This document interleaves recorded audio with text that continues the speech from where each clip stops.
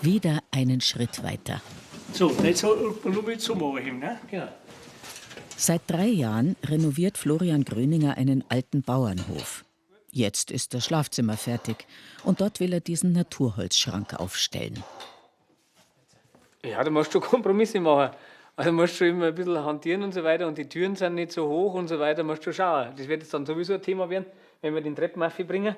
Aber wollen will ist das auch nicht Wegholz zusammen. Alte Sachen passen eben gut zu einem alten Haus, findet er. Von seinem Mammutprojekt war Vater Albert anfangs nicht begeistert. Aber mithelfen tut er trotzdem.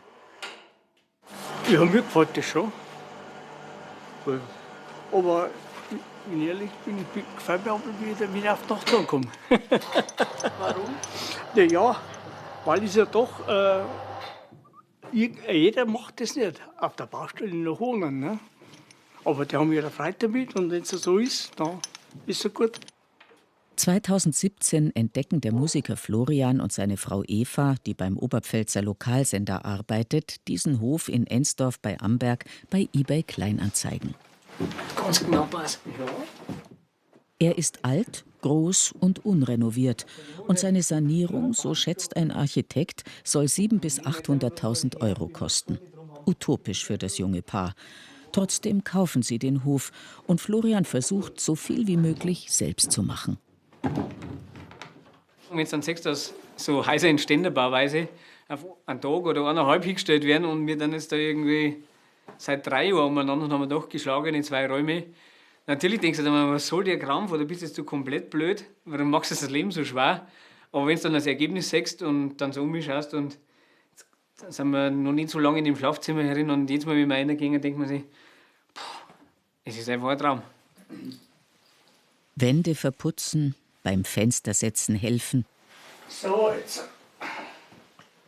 Den Boden nach altem Muster wieder neu verlegen und kleine Kunstwerke wie diesen Rahmen um einen Wandausschnitt bauen. Das alles hat Florian nie gelernt. Wenn du das alles das erste Mal machst, das habe ich wirklich schon gehabt, dass ich dann wirklich vor dem, was ich halt gerade machen will, irgendwie stehe, eine Stunde und nur überlege.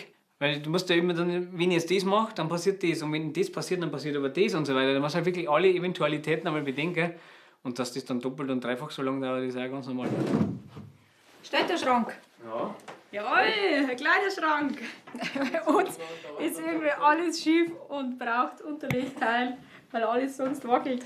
Ja, der Boden zum Beispiel hat auch ein leichtes Gefälle. Ja, das stimmt. Unser Bett haben wir auch unterlegen, wenn wir so da mit dem Kopf nach unten schlafen quasi. Aber mei, so ist halt ein altes Haus. Nichts ist im Winkel und alles ist schief und schön ist trotzdem. Dass sie sich an das alte Haus anpassen müssen, macht den Gröningers nichts. Sie haben Respekt vor seiner Seele, der 400 Jahre alten Geschichte. Das Haus hat den Berufsmusiker zum Laienhandwerker gemacht. Zusammen mit seinem Vater, Freunden und Bekannten legt er Bruchsteinwände frei, obwohl Verputzen 10-mal schneller wäre. Und er trägt Lehmputz auf die Wände auf und achtet auf Details wie stilvolle Bakelitschalter. Aber all das braucht Zeit. Das war stellenweise schon sportlich, weil die Heizung dann mal ausgefallen ist. Da war der Kleine vielleicht 8 Wochen alt, hat 7 Grad herin gehabt. Da haben wir gedacht, Mensch, der arme Kerl, der muss da fräsen. Aber nein, da haben wir uns halt enger zusammengekuschelt. Aber was mich dann schon gestört hat zum Schluss, war, wie dann die Mais reingekommen. Wir haben da ein Loch in der Wand und da sind die Mais vom Stadel reingekommen und da denkst du schon irgendwann, das brauche ich jetzt nicht im Schlafzimmer. Naja, jetzt ziehen wir ja um. Das ist unbandig schön. Also wenn wir da in das Schlafzimmer umgezogen haben, habe ich gesagt, Florian, in solche Häuser wohnen andere Leute, aber nicht wir. Also das fühlt sich an wie in einem Hotel. Ich habe mich so gefreut. Ich habe mich 2 Wochen lang gefreut. Jetzt mal, wenn ich aufgewacht bin, habe ich gedacht, das war echt schön. Man vermutet, dass die früheren Bewohner mit dem Kloster Ensdorf zusammengearbeitet haben. Bis 1925 übte die Familie Reudel das Kommunbraurecht aus. Von der Familie Burger, die ab 1937 hier wohnte, erhielt der Hof den Namen Burgerhof, den er bis heute trägt. Diese Geschichte hat den Generalisten mit Hang zum Wahnsinn, wie Florian sich gern nennt, inspiriert, sein eigenes unfiltriertes Bier zu brauen. Ja, Flaschen habe ich schon gekauft, weil ich gesagt habe, die klassische Maurerflasche nennt man die. Die meisten sind mit Plastikstopsel, aber das wollte ich halt nicht. Und ich habe gesagt, der Porzellanstopsel, der muss sein. Und das hat ja einen Grund gehabt, warum das aus Keramik und aus Porzellan gemacht haben und warum das alles irgendwie seine Zeit braucht und warum das alles irgendwie seine Wertigkeit hat. Zeit schmeckst du immer und spürst du immer und das versuche ich überall reinzubringen ein bisschen. Zeit ist einfach der wertvollste Faktor und überall, wo Zeit drin steckt, kommt das auch zu tragen. In der Oberpfalz heißt beim Hudel entstehen ja kreisliche Kinder. Und so ist es aber oft, also keine Ahnung, immer wenn du irgendwas schnell machst, geht es meistens entweder in die Hosen und es wird nicht gut zumindest. Ja, gestern habe ich Bier braut. Schauen wir mal, was rauskommt. Wenn es was Gescheites wird, dann freue ich mich ganz bestimmt. Ja, also es geht jetzt nicht wahnsinnig in die Tiefe, aber ich glaube, das ist bei Gstanzl nicht erforderlich. Also das probieren wir es mal, ob es sich einigermaßen ausgeht. Ja, gestern habe ich Bier braut. Schauen wir mal, was rauskommt. Wenn es was Gescheites wird, dann freue ich mich ganz bestimmt.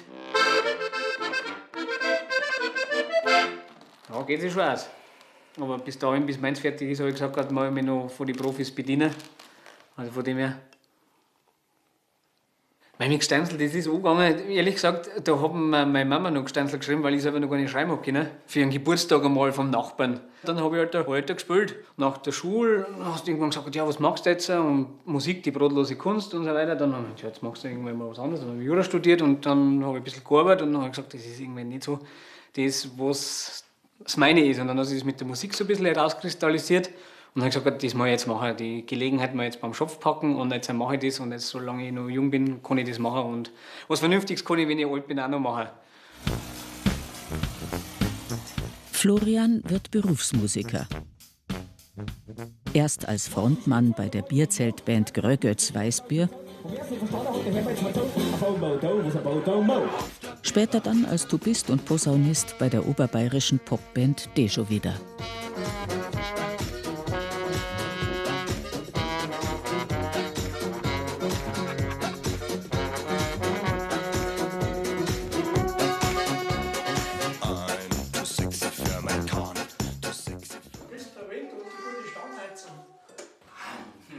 Daheim probiert Florian gern die unterschiedlichsten Dinge aus. Für den Küchenboden hat er vom Sägewerk 6 Meter lange Bretter aus Lärchenholz geholt und konisch verlegt. Die defekte Kaffeemaschine hat er auseinander und wieder zusammengeschraubt.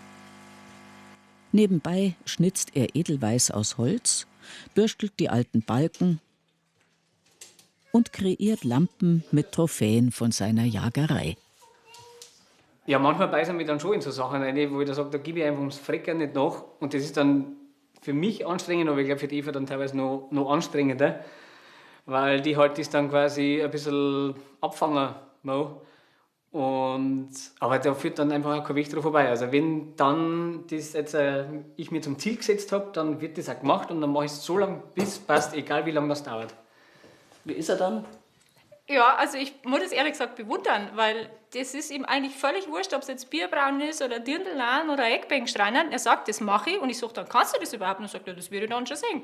Und dann probiert es und probiert es und probiert es mit einer Geduld und mit einer Hingabe und mit einem Biss. Also er sagt, ich habe jetzt keine Zeit zum Essen, nein, ins Bett brauche ich jetzt nicht. Also der lässt dann Schlaf ausfallen, der lässt das Essen ausfallen, bis es so ist, wie er das gern hätte.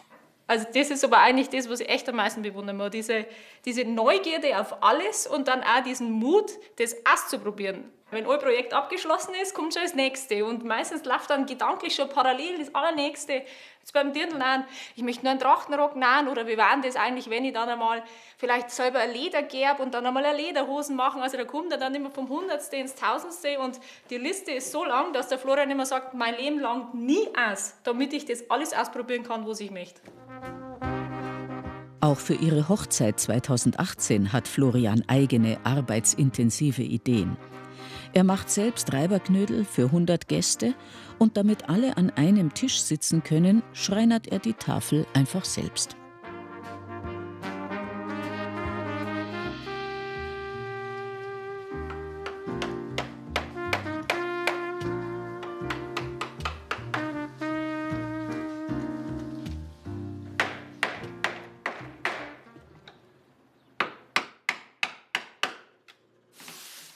Stillstehen tut Florian nie. Selbst im ersten Corona-Lockdown, als es massenweise Absagen für Konzerte gibt. Als selbst Baumaterial schwer zu bekommen ist und die Renovierung stillsteht, beschließt er, für Eva ein Dirndl zu nähen. Ohne jegliche Vorkenntnisse, nur mit Hilfe von Videos aus dem Internet. Die Trachtenstoffe bestellt er in einem Allgäuer Laden.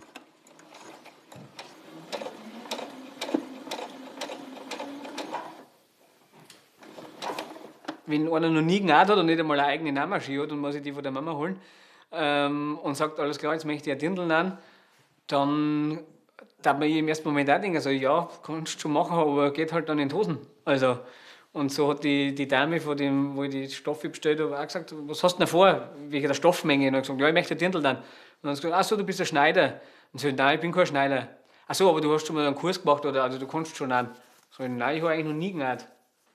Und dann ist so erst einmal nichts gekommen und dann so, ja, da bin ich ja schon gespannt, schickst mir mal bitte ein bisschen, wenn es fertig ist. Und das habe ich dann auch gemacht und dann war es echt, ja, kann man echt fast so sagen, hellauf begeistert. Also es geht doch nichts Schönes, wenn du dann sagst, alles klar, schön, jetzt habe ich da das da zusammengenäht oder das passt. Und dann zuerst habe ich eine Probe-Miete gemacht und dann das richtige Miete das erste Mal Probe und sagen, ja, leck mir am Arsch, das geht gar nicht so in die verkehrte Richtung, sondern das schaut jetzt gar nicht so geschlampert aus. Also, und das ist dann eine riesen Genugtuung, das freut mich dann schon unbändig. Auch gesellig ist Florian. Mit dem Maurer Thomas Rösel, der ihm beim Renovieren geholfen hat, musiziert er gern.